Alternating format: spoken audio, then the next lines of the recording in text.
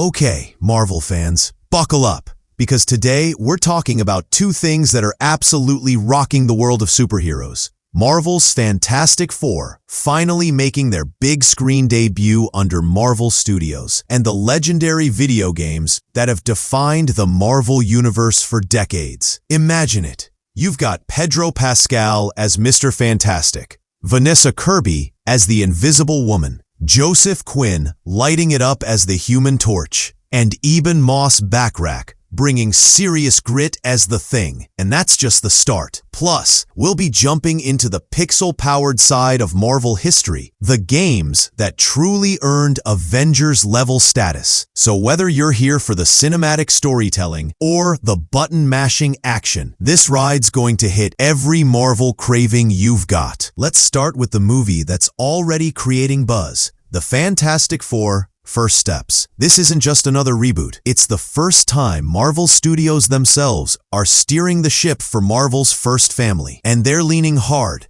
into a retro 1960s aesthetic. We're talking about a style that feels like a love letter to the early comics, but with that slick modern polish Marvel is famous for. The story kicks off on Earth 868, where we're celebrating 4 years since the cosmic radiation accident that gave Reed, Sue, Johnny, and Ben their powers. The public loves them. Reed's inventions are changing the world. Sue's diplomacy is bringing global peace, and villains like Mole Man have been taken down. It's the kind of setup that makes you think, wow, for once, superheroes have it all together. Of course, in the Marvel Universe, peace never lasts long. Things get personal when Reed and Sue announce they're expecting a child. That news sets the world buzzing, not just because it's sweet, but because everyone's wondering, what kind of powers could the child of two superpowered parents have? And then the real bomb drops. The Silver Surfer shows up with a chilling message. Galactus, the planet-devouring cosmic force, has marked Earth for destruction. Reed's research confirms it. And just like that, the Fantastic Four are blasting off into space to face one of the most dangerous beings in the galaxy. Now, here's where things get tense. Galactus senses that Reed and Sue's child could possess unimaginable power, enough to tip the balance of the cosmos. He makes them an offer. Hand over the child, and he'll spare Earth. It's a moral gut punch. Do you sacrifice your family to save billions? When the public finds out they refused, the tide turns. Suddenly, the heroes who were once adored are being questioned, even criticized. It's classic Marvel storytelling, action-packed, but layered with big, uncomfortable, what-would-you-do questions. And in the hands of this cast, those moments hit hard. Critics are already calling First Steps the best Fantastic Four film yet. And honestly, that's not a high bar, given the messy 2015 version and the lighter early 2000s entries. But this one seems to get it right. It nails the personalities of the team, builds real emotional stakes, and delivers the kind of cosmic spectacle fans have been craving. Plus, the PG-13 rating means families can enjoy it together while still getting some solid action. If you've been waiting for Marvel's first family to finally have their moment in the MCU spotlight, this is the one to watch. Now, while the Fantastic Four are making waves on the big screen, Marvel's been ruling another world for decades, the world of video games. And over the years, we've seen everything from 8-bit side-scrollers to massive open-world adventures, but only a handful have achieved true Avengers-level classic status, the kind of games people still talk about and replay years after release. We're talking about titles that capture the spirit of the comics, deliver incredible gameplay, and give fans a chance to actually be their favorite heroes. One of the most legendary is Marvel vs. Capcom 2: New Age of Heroes. If you were around during the arcade and early console fighting game days, you know how big this was. It wasn't just Marvel heroes. It was Marvel heroes going toe-to-toe with Capcom's finest, from Street Fighter to Mega Man.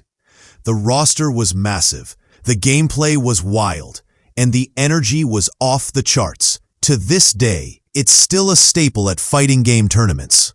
The characters are brought to life with designs and voice lines that nod directly to 90s Marvel cartoons and comic runs, making it a pure nostalgia hit for fans. Then there's LEGO Marvel Superheroes, which proved that Marvel games can be just as fun for younger audiences without losing their charm for older fans. This game blends the MCU's visual style with a massive roster of heroes from across the Marvel universe, over 180 playable characters, each with their own powers and personality quirks. You get the humor of LEGO games, the joy of smashing everything in sight, and the deep cuts from Marvel lore that make die-hard fans smile.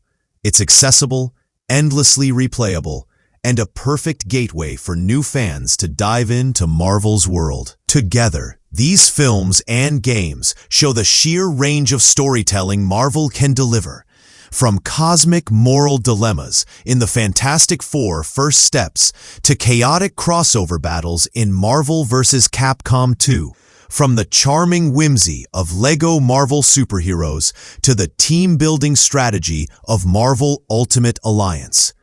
Whether on the big screen or in your hands, Marvel continues to find new ways to expand its universe and connect with audiences. And with the Fantastic Four now officially part of the Marvel Studios family, the possibilities for the future are as vast as the cosmos they call home. One of the standout aspects of the Fantastic Four First Steps is how it layers its conflict. It's not just a heroes versus villains setup. It's about reputation, trust, and the fragile relationship between public perception and heroism. Watching the team go from being celebrated icons to controversial figures in a matter of days adds a real-world weight to the story. In an age of instant media outrage and viral headlines, the film taps into the idea that being a hero isn't just about saving the day. It's about surviving the court of public opinion, which can be just as brutal as any supervillain. The retro 1960s aesthetic deserves its own spotlight. Instead of feeling gimmicky, it gives the film a timeless quality, with bold colors, tailored costumes, and a slightly futuristic, yet classic technology vibe. It's Marvel's way of paying homage to the era when the Fantastic Four first leapt from the comic book page, while still keeping the action and pacing modern. This design choice also helps it stand out visually in a crowded superhero movie landscape, proving that style can be just as important as substance in leaving a lasting impression. From a storytelling perspective, Marvel is clearly using First Steps as a foundation for bigger cosmic arcs. The arrival of Silver Surfer and the Shadow of Galactus suggest we're heading toward more space-based storylines in future MCU projects. This opens the door for interactions with other cosmic characters like the Guardians of the Galaxy, or even the X-Men in future crossovers.